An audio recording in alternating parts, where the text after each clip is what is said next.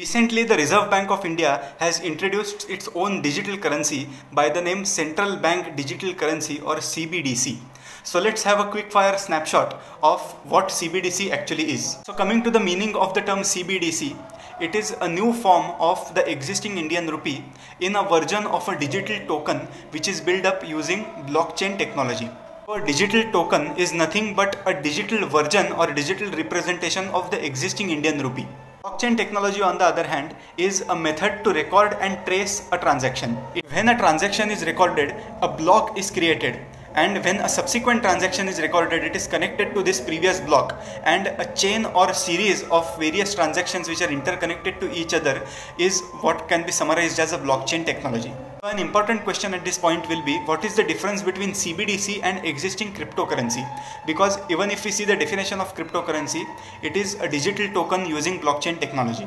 So the differences between CBDC and cryptocurrency are that under crypto, the transactions which are recorded on the blockchain are visible to all the parties, while in case of CBDC, it will be centrally managed by RBI and will not be visible to everyone, so thereby taking care of the privacy of the users. Second major difference is that the cryptocurrency is a token which is not having any backing. So by backing I mean that if we take a parallel example of a share, say share of Aditya Birla is backed by its industrial establishment. So the way the industrial establishment will perform, it will have an impact on the stock. But on the other hand, if someone asks you why the price of Bitcoin is increasing or decreasing, frankly speaking, there is no answer to this question because there is no backing or no underlying to the cryptocurrency. Coming to the CBDC, it will be totally backed by an Indian rupee. So its performance or the value of CBDC will be nothing but the value of rupee, and when the value of rupee will appreciate or depreciate, it will have a direct impact on CBDC as well. The next question is, how is it different from the existing UPI transactions? Because under the UPI transactions we also make a digital payment, and CBDC is also a form of a digital currency. In the present UPI transaction, if Mr. A has to pay 1000 rupees to Mr. B, it is routed through banks of Mr. A and Mr. B.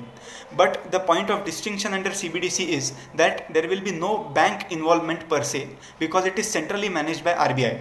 So it is very similar to Mr. A giving a note of rupees 100 to Mr. B. So the same note will be given in a digital form. The next aspect is whether CBDC is set to totally replace rupee. So in the concept note of CBDC by RBI, they have clearly said that CBDC is merely existing to complement the existing rupee and not to totally replace it. So we say that currency has evolved from coins to paper notes to digital currency and now to CBDC.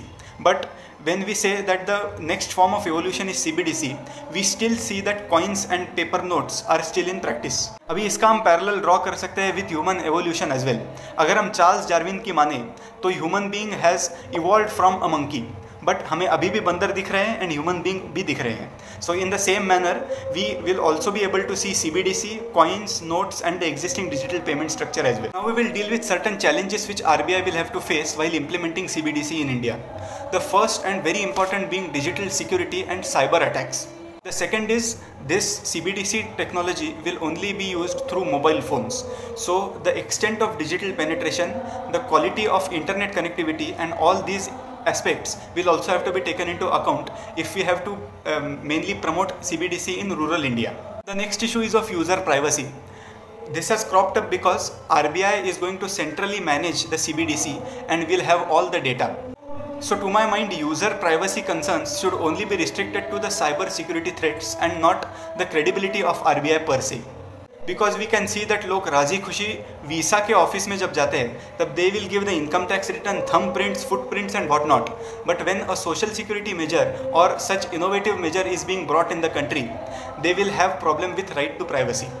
So that's it with the video. Thanks for watching and do like, share and subscribe. Namaste.